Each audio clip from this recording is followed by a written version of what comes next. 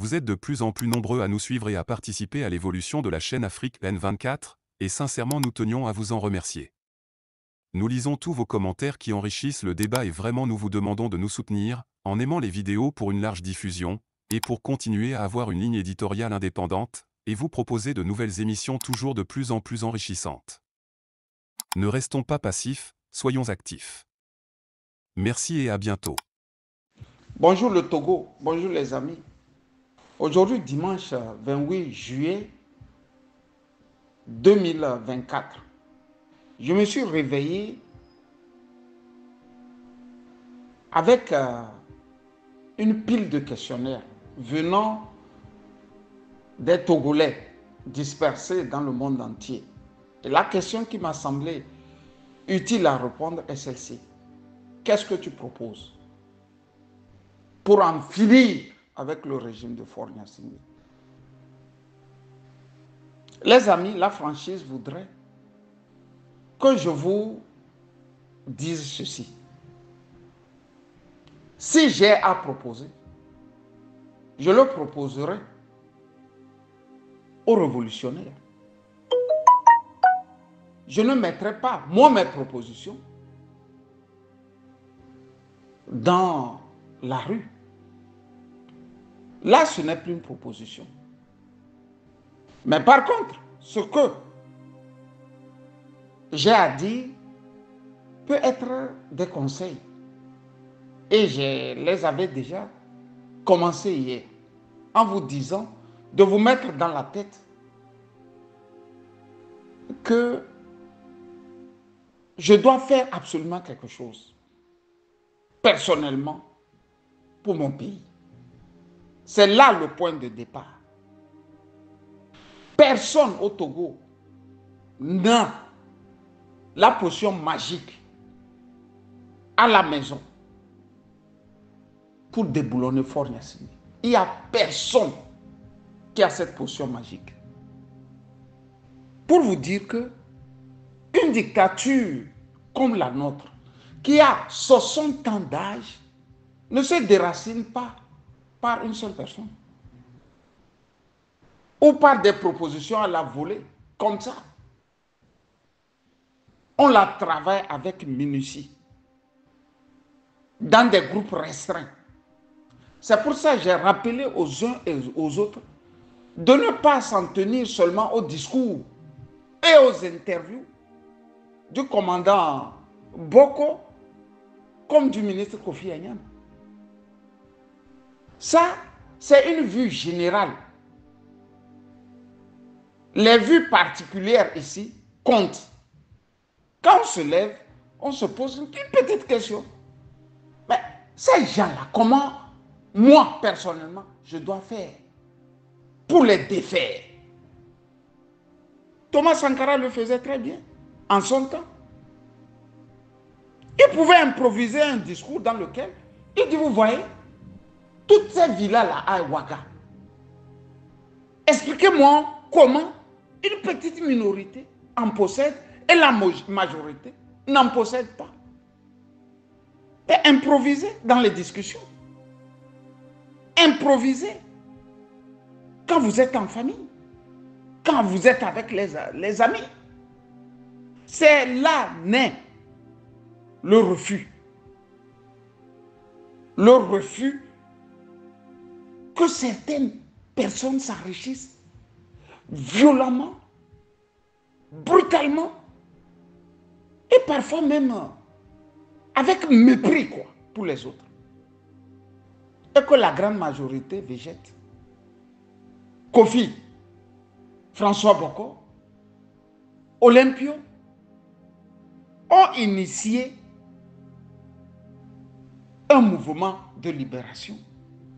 Cela ne veut pas dire que c'est eux qui vont le porter jusqu'à la victoire finale. C'est l'erreur que les Togolais font. Parmi nous, ou parmi vous, peut sortir le vrai révolutionnaire qui prendra le mouvement en compte et se chargera d'en finir avec un régime moribond comme le régime de Gnassingbé. les propositions, elles sont nombreuses. Elles sont nombreuses. Kofi Annan a passé toute sa vie dans la politique française. Et je crois savoir qu'il a eu à lire au moins la Révolution, sans laquelle lui, Kofi Annan, n'aura jamais été un ministre en France. Je ne vois pas comment Kofi aurait été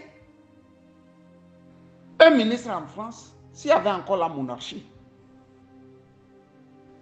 Quant au commandant François Boko, il a été le premier flic du Togo, non? Il a été ministre de l'Intérieur pendant quelques années. Il connaît comment fonctionne une dictature. Et il a eu à nous le dire. Ils sont 15%. C'est 15% qui maltraitent, malmènent, torturent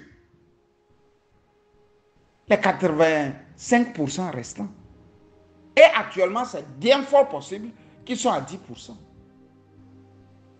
Parce que tu ne peux pas diriger pendant 20 ans avec le résultat que l'on a pour garder encore 15% que tu avais par le passé.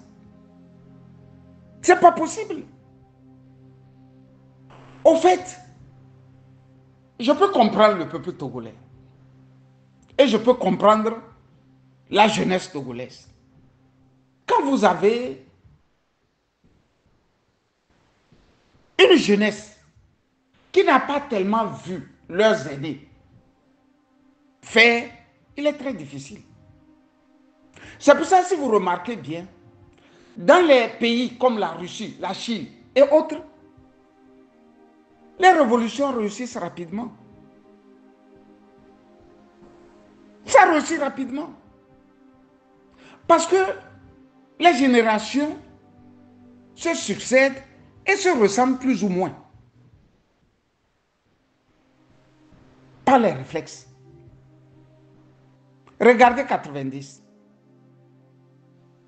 Et Adema a fait sortir pratiquement tous ceux-là qui l'affrontaient.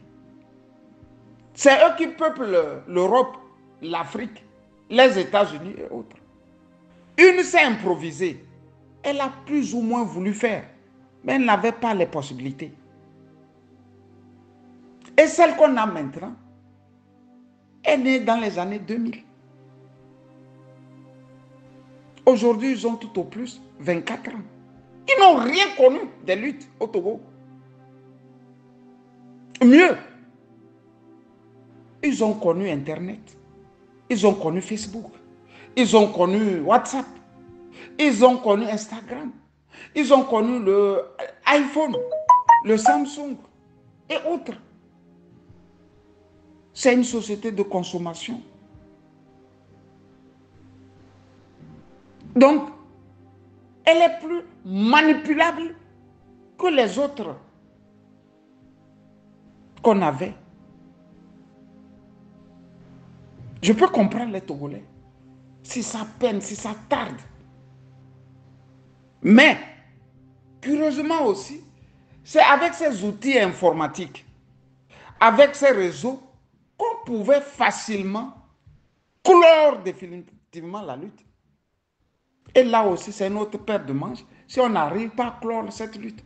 Pour la simple raison qu'il y a 1000 sociétés civiles au Togo, 1000 partis politiques au Togo. Donc, 1000 idées différentes. Vous voyez comment Kofi, Boko et Olympio auront toutes les peines à structurer des idées éparses dispersées dans le Togo. Actuellement, nous sommes en train de parler de Kofi, de François, de Olympio. Mais nous ne savons pas ce que les partis politiques ont dans leur tête. Nous ne savons pas encore ce que les politiciens ont dans leur tête. Parce qu'eux, ils sont déjà en train de calculer. Si le mouvement là marcher? Quelle est notre place à nous? C'est comme ça fonctionne le politique au Togo. Mais faire une lutte collective, chasser le dictateur et voir comment nous allons faire après. On n'a pas cette culture dans notre pays. Et pourtant, au Mali, on les voyait. On les voyait. Tous les partis politiques qui se réunissent pour chasser d'abord un président branque-ballant. C'est quand il est parti qu'on a eu une idée plus ou moins de ce que le Mali peut être. Moi, sincèrement, quand vous me posez la question, pardon, de proposer, oh, si quelqu'un est dans mon salon ici, je peux commencer du matin jusqu'au soir à laisser des propositions. Mais que sert une proposition sans son effectivité? Que sert une proposition sans son effectivité? Si Kofi m'appelle et me dit, écoute, fiston, on fait comment? Je sais quoi lui répondre. Et lui sait qu'il n'a pas trop besoin de mes propositions. Parce que je sais que dans son Congolo, ce qu'il y a comme proposition est terrible. Idem pour François. Idem pour Jean-François Olympio aussi. Nous ne venons qu'en appoint à ce qu'ils ont commencé. En appui à ce qu'ils ont commencé. Mais sortir dit, viens proposer, ainsi de suite. Ce n'est pas comme ça on fait les luttes. On n'a pas besoin d'être dans le pays pour faire la lutte. La preuve est que moi, je vous donne les informations du pays étant hors du pays. Vous êtes dans votre pays, vous êtes à côté de la marmite, mais vous ne voyez même pas ce qui se trouve dans la marmite. Au moins, reconnaissez-nous cette capacité à vous informer. Et si on vous informe, c'est que nous avons des relais. Le journaliste, le politique, le leader d'opinion n'a pas une boule magique dans laquelle il lit chaque matin pour vous informer. On a des relais. Et merci pour tous ceux-là qui nous balancent par-ci et par-là. Les infos, il faut les sérialiser. Il faut faire des enquêtes doubles, triples, avant de vous fournir quelque chose de conséquent, quelque chose de bien. Proposition, oui. La première proposition, c'est de commencer par se dire qu'est-ce que moi, je fais pour mon pays. Ensuite, vont naître les autres comme ça dans vos têtes.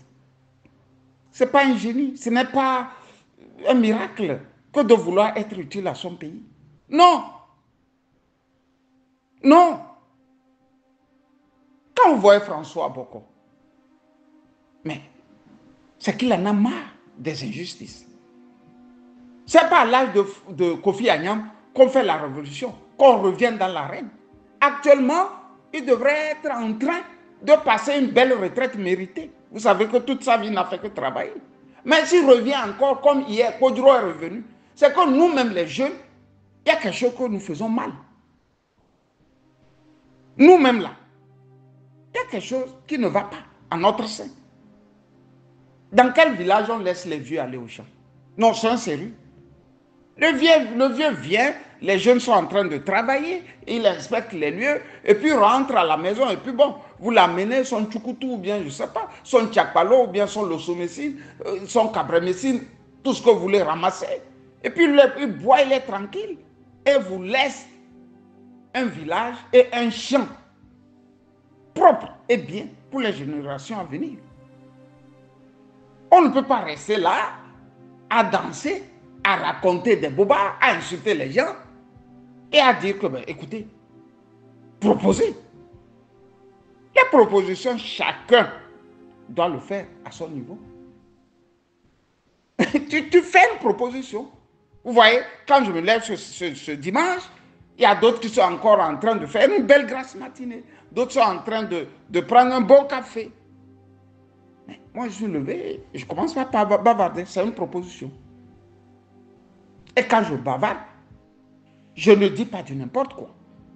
Je réveille ton esprit et je réveille l'esprit de l'autre aussi. Puisque je l'ai retombé. Ce sont des millions qui se réveillent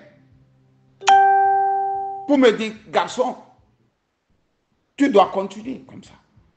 Parce que nous, ça nous aide à tenir et à inventer aussi dans nos Congolos quelque chose. Proposition, oui, mais pas dans la rue. Qu'est-ce que je dois proposer? Ce que je propose aujourd'hui, là, 28 juillet 2024, est que chacun se pose cette question. Qu'est-ce que je fais pour mon pays, le Togo? Bon dimanche à toutes, bon dimanche à tous et surtout bonne journée dominicale. Kamisali. Likez la vidéo si ce n'est pas déjà fait. Laissez aussi votre point de vue en commentaire. Abonnez-vous et cliquez aussi sur la petite cloche de notification pour ne rien rater de nos prochaines vidéos. N'oubliez pas de partager aussi la vidéo et de la liker.